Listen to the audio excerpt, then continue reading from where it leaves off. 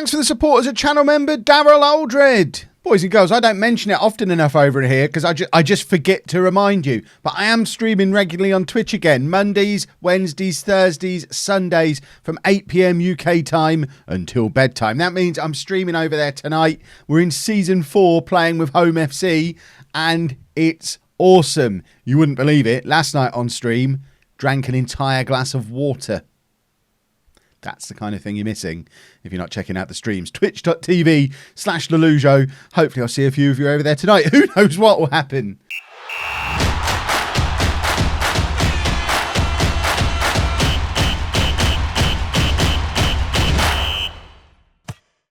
Hello and welcome to Club 6, Part 14 of Non-League to Legend. I'm Kevin. Coming up on today's episode, we have a game against Galatasary in the Champions League and also just a little team called Real Madrid in La Liga. Since you were last with me, this poor start to the season has recovered somewhat, and I feel less bad about the defeat against Villarreal because if we have a look at La Liga, Villarreal 7 wins from 7. I don't quite know how this has happened because they've spent the last 10 years bouncing between 6th and 8th place. I'm just trying to see if there's anything significant that's happened. No new manager. No tycoon takeover. Did they spend big in the summer? They spent £625,000 in the summer. I don't know why Villarreal are suddenly top of the league.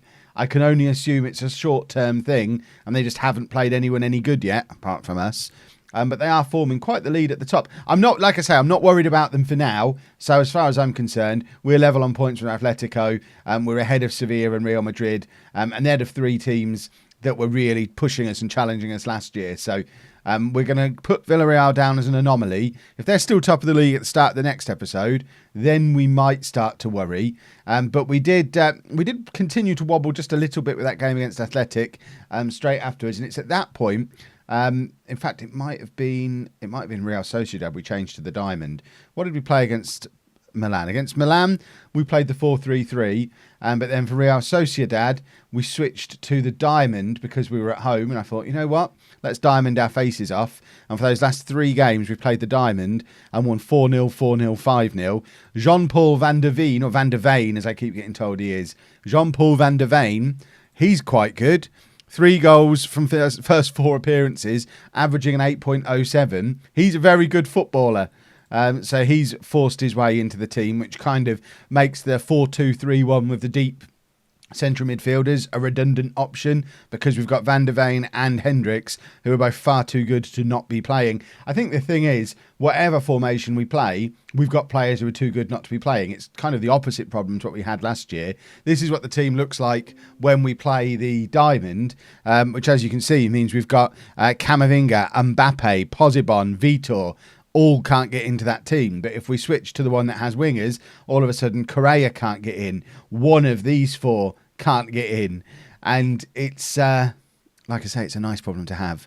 And hopefully I've never been very good at rotating. It's always been something I've just messed up every time I've tried to do it. But I think if we are going to try and compete on all fronts this year, especially because we didn't have much of a summer break because we were at the Club World Cup in India straight from the end of the season until early July. So at most we've had a couple of weeks off. So rotation, if I don't know if the game even takes that kind of stuff into account because fitness doesn't seem to be a problem yet. But if it's going to be a long season where we're competing for La Liga and competing for the Champions League off the back of the World Club Cup, you would think rotation would be important. So I need to learn how to do it. This is the time. One slight worry is the form of Philippe Leonard this year, who, after refusing to let him go to Chelsea in the summer, he's just got a sulk on. 1 goal from his first 6 games. It's a problem because we know how good he can be, but he just doesn't feel like being good most of the time, to the point where I dropped him for that game and played Mbappe up front and we won 5-0. So Leonard's back in for now. But there is the potential of a future where Philippe Leonard doesn't play. Vitor has had a couple of opportunities as well. And likewise, I guess all 4 of them are off the bench. He hasn't started a game yet. But when he's come on, he's not looked very good either. It might be another case of, oh, he's already fluent in Spanish. I was going to say he needs to learn Spanish, but he's already fluent. Well, don't know. Don't know why he's not playing well yet. Maybe he just needs to get used to life in Barcelona.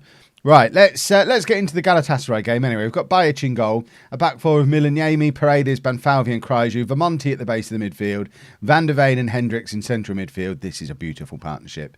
And Gila behind Correa and Leonard up front. If I'm Kylian Mbappe, I'm asking to go to PSG, who have made an offer for him right at the end of their transfer window, which it seemed to be after hours had closed.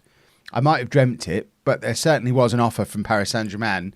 It was only like £20 million from Mbappe, and although he's on £400,000 a week, and I did consider it, they both look English up front for them.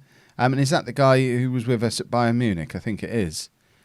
I don't really want to click on him. Aidan Barlow, who I think I've signed before. He's a Man United youngster, isn't he? And Josh Sargent. They're not typically Turkish names, and I guess they're both quite old now. Because we're so far into the future. Right, go out there, carry on from where you left off in the last game, which hopefully is going to be free-flowing, awesome, attacking football. Krajju trying to get things going, finds Hendricks, back to Vermonti, who finds Milaniemi in loads of space, shoots across goal, Correa picks it up from there, Krajju, back to Vermonti again. Vermonti for about the fourth time in this move, and that's a very rare poor pass from Vermonti, who hasn't been a nailed-on guaranteed starter this year, with both Camavinga and Powell's putting pressure on him for his starting spot, and that was a rare misstep from the man who's been player of the series so far. Ball forward from Galatasaray. Vermonti makes up for his previous error and just intercepts and gets the attack going again through Van der Veen, who is in a lovely position there to get the crossover to Hendricks. And I mentioned they were a lovely partnership, and they've combined beautifully there, both with a little bit more attacking freedom than they would get in a 4-2-3-1 playing together. And I mean, that's not what we're doing. We're doing a 4-3-3. But either way, I'm not used to seeing them this far forward. They've got Vermonti in behind them. They've got Gila and the two strikers ahead of them, occupying defenders. And we've seen it in the last couple of games where Van der Veen's been scoring lots of goals. And now Hendricks has got forward to join in the fun. And Camavinga is going to be looking at that, wondering how and where he gets back into that side, even though he would expect to, because he's got over 100 caps for France. He's still only 30. He's come to Barcelona not to wind down his career, but as an elite midfielder who would expect to start every game. But it doesn't seem like it's going to be the case with the players that he's got ahead of him. And poor old Powell's not even on the bench for a Champions League game. In fact, Powell's, I don't think I even managed to get in the Champions League squad. We had to be quite brutal with the Champions League squad, and I think Powell's has missed out. He'll be able to get in next year, because then he'll have his... I think, does he have his Spanish citizenship then? Is that how it works? I'm not... Oh, no, because he's young, so he'll have played enough time in Spain. I knew there was a reason he could get in next year, because he'd be under 21, having played 2 years in Spain, or 2 years at the club. It's something like that. He misses out this year. He'll be back in next year. Krajju with the cross. Falls to Van der Veen, who makes it 4 from 5 at the start of his Barcelona career. And he has arrived with an absolute bang. And I think people thought he might have been a bit of a rotation option and not as good as he appears to be. I'll level with you. I didn't bring him to start him every game, but he's kind of forced his way into the team through a very good... I think it was a good substitute appearance right at the start, or it might have been he got rotated in for a game, or he's benefited more than anyone from this diamond, which, by the way, I don't think I'm going to use a diamond against Real Madrid in the second game of the episode, because I think it's a little bit too gung-ho for them. I think we'll go back to the 4-3-3 for that game. We've got some good wingers. We don't want to just not play them. Krajju on the left-hand side now on the overlap finds Leonard, who... Once again, it's not the Philippe Leonard from last year. But, I mean, he had 10 goals by this stage last season. This year he's got 1. And if he carries on in this kind of form, and Chelsea come back in again with anything around £100 million at Christmas, how do we not sell him? If he's not going to play for us, there's no point in him being here. He's our captain as well. It's a massive frustration, because his head has been turned and he is just not the same player anymore. Van der Veen now plays it forward, looking for Leonard, who just doesn't look like he's bothered to go and find it. And now Galatasaray are having an attack of their own. They get in behind Krajju, but he's back to cover and just collects the ball comfortably. And I've got to say, having managed Aidan Barlow in previous series is If he's their best option as a striker, I'm not at all worried about Galatasaray. Gila plays it forward to Correa, who finds Kryju charging forward on the right-hand side once again, plays it into Correa, and there's his third goal of the season. And he's another one who's enjoying the freedom to actually start some football matches as part of this diamond. I kind of expected to go with Vitor, but thought it was only fair to give Correa first crack at it. He's been excellent, and Vitor, when he's been coming on and getting opportunities, just not the same. He's my fourth choice striker at the moment in this system because we've got Mbappe in there as well. Right, don't get complacent. I think we might bring Vitor on for Leonard in like 10 minutes. Give him a real good opportunity to play a lot of football, most of the second half, against a team we've already got beaten, and he should be able to get goals against. Van der Veen's in again, but it's straight at the Galatasaray goalkeeper. And you know what? It sends a message to Leonard as well. I'm doing it. He's complacent when I told him not to be. He's our captain, and I've had enough of him. We're just going to... That's it. He'll play against Real Madrid after all these threats, but I need to send that boy a message. Correa to Banfalvi on the overlap, and it falls to... I don't even know who that is. There was a huge scrap in the middle there. Correa and Leonard both trying to get a hold of the ball and get it into the back of the net. Neither of them quite pulling it off. Banfalvi was complacent for a second there, then realised who he was and sorted himself out again and became confident. Vitor, Ben Woodburn now coming on. Do they only have English attackers? This is mad. Right, let's make another substitution. Gila's going to come off. We don't have, what's-his-face, the Navio to come on. He's not on the bench, which is a substitution I want to make, which is why I'm hovering over Gila. So what I might do is bring Mbappe on and go to this system, keep Vitor up front, and Correa can drop out to the wing. Mbappe can play on the other side, and we'll do that. That all seems to work for me. It's Gila with the free kick. An in-swinger. Paredes was there, but couldn't quite connect with it. And this is almost certainly the system we're going to play against Real Madrid. So getting 20 minutes playing this isn't going to do us any harm at all. Paredes all the way back to Bajic in goal, who, considering the highlight is still going, it suggests something more is to come. Vermonti plays it out to Milaniemi on the left-hand side, who's got plenty of options ahead of him, but he's going to try and get himself into a crossing position, cuts it back, looking for the shorter pass to Hendricks. Vermonti picks it up, Van der Veen again, plays it into Milaniemi, and that's a good goal, a first goal for Barcelona, for Ari Milaniemi, and Messias is just sat there on the bench, shaking his head because I think he sees his days at Barcelona just slipping away from him as the young lad, 8 years his junior, steps into the team and looks pretty good. I like it very much. Right, what are we going to do as our final change? We're 4-0 up now. We've got to drop some praise. We're playing very well. Vermonti back to Paredes. Milaniemi again. And plays it forward. Not really to anyone at all. Vitor, I would love to see him get a goal today. I just think he needs a goal to get him started, and then he'll be fine. Kryju wins the header on this right-hand side, and Mbappe's come very, very deep to collect that. And I'm not angry about it. I like the fact he's a team player.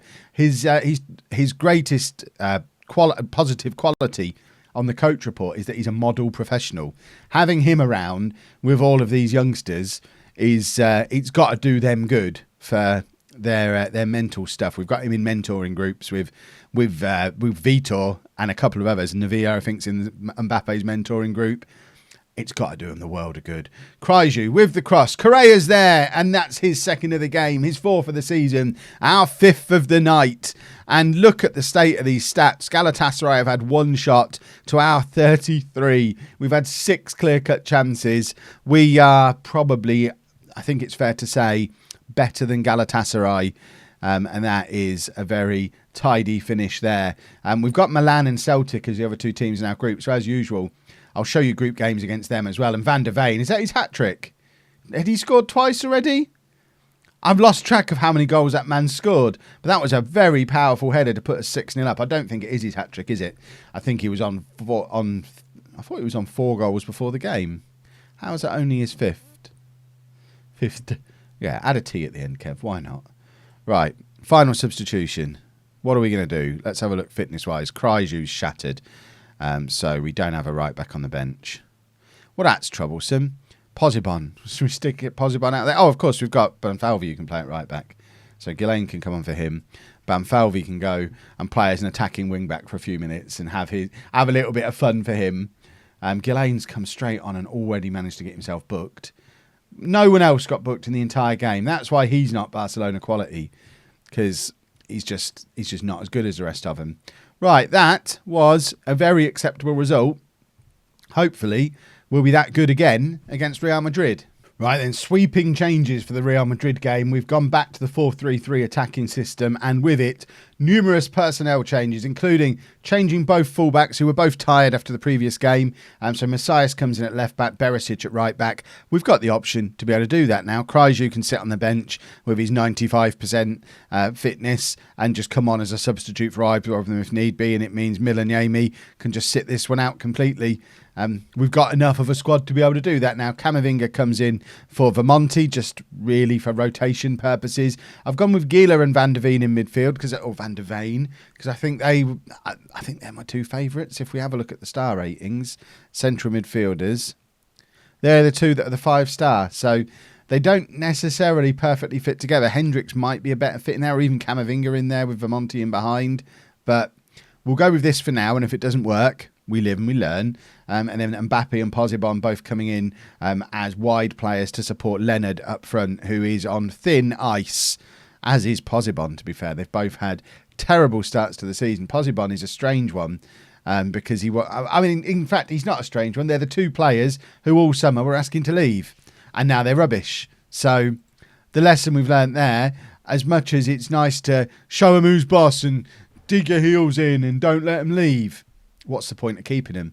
They're not the same player if you do. So I think what I've learnt is if players want to leave and we can get a reasonable fee for them, move them on and replace them with someone else, because even if these two turn it around and end up awesome for the rest of the season, they've still had a rubbish start to the season, and it's been 10 games in all competitions where we've lost 2 key elements of our attack from last year, and it's really frustrating.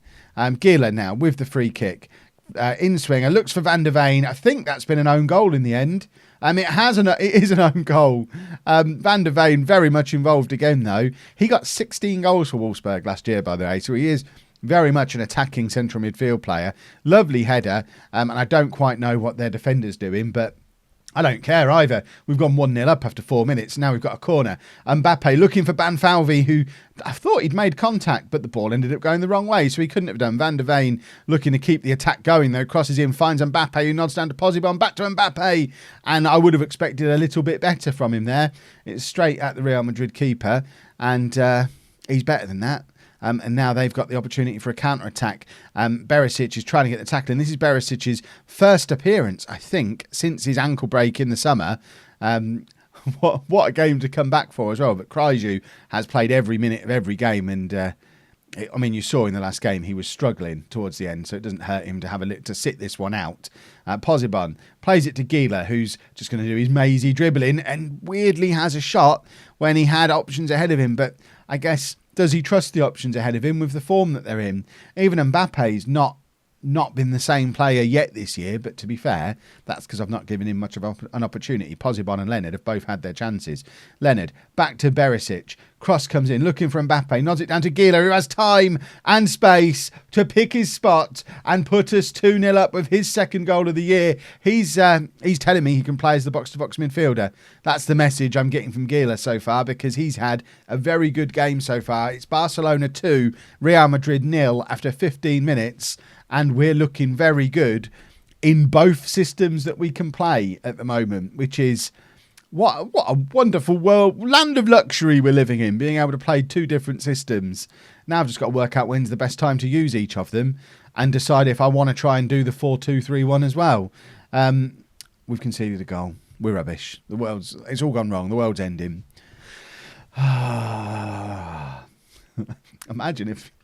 Imagine anyone watching who doesn't take my commentary with a pinch of salt.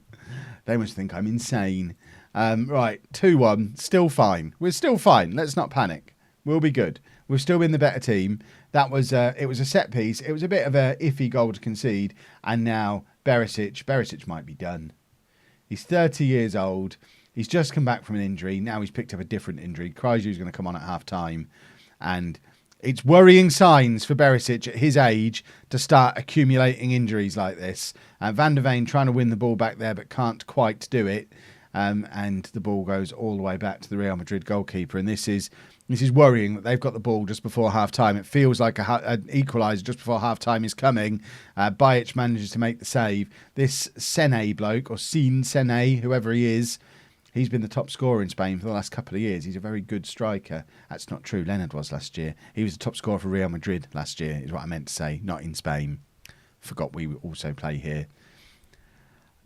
I mean, it's best not to ask sometimes. Right, Berisic definitely needs to come off, and I am fearful because we don't have a third right back. I guess Banfalvi's going to have to do some time at right back because Krajewski can't play every minute of every game.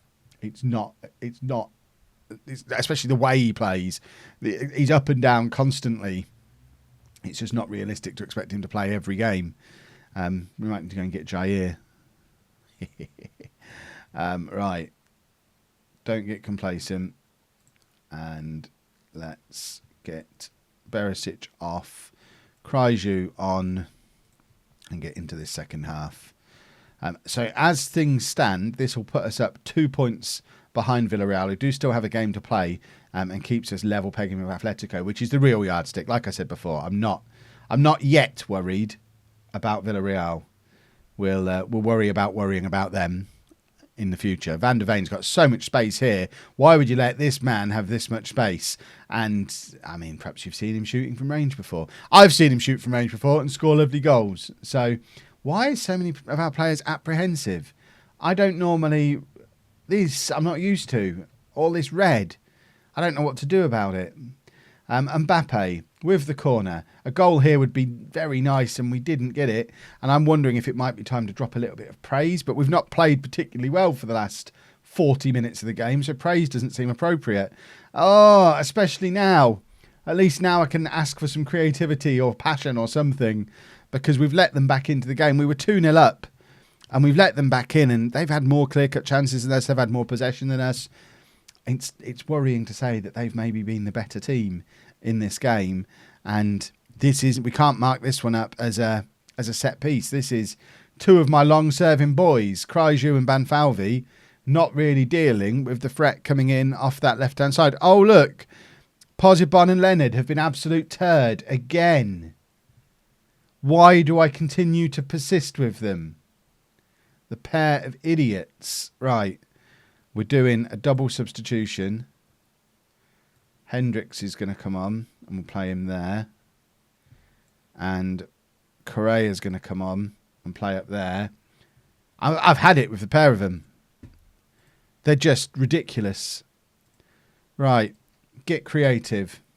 What do we do about these two players who don't want to play for us anymore? Do we just drop them, even though Leonard's one of the best players in the world? Do I dare just drop it? But in mind, he's also our captain and one of our team leaders. Posibon is easier to just not play. We can play... Oh, Van der Veen. We can play the diamond and just not play Posibon and it's fine.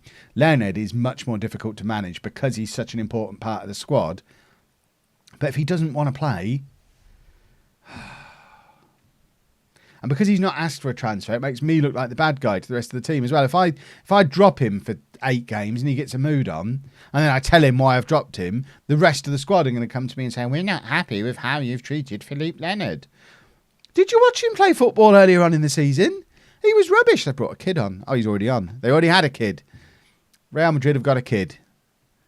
I think we've managed to... I feel like I perhaps should have celebrated that Van der Veen goal a little bit more because it looks like it's won us the game, which he's a very good player. I like him a lot. He's one of my new favourites immediately. Well done, lads. I'm just going to show you Van der Veen one more time just to show you the wondrousness of this player. There you go. That's what you can do. None of that means anything. What means something to me is that he's a 5-star midfield player. He's world class, and he's now got 6 goals from 7 appearances and an 8.26 across all competitions. That is how you move to a new football club. That is what you call a good start. Right, Berisic is going to be out just for a couple of days again. And we will be back tomorrow with... I want to show you both Celtic and Milan, but it doesn't really all fit. I mean, to be fair, we battered Milan, so there's not much to show you about Milan. We'll probably do Celtic and Valencia, and we'll have won the group by then, and then we can come back around here somewhere. That feels like a good plan. If you've enjoyed that, please make sure you leave a nice big thumbs up on there for me. Subscribe to the channel for daily Football Manager videos, and thank you very much for watching.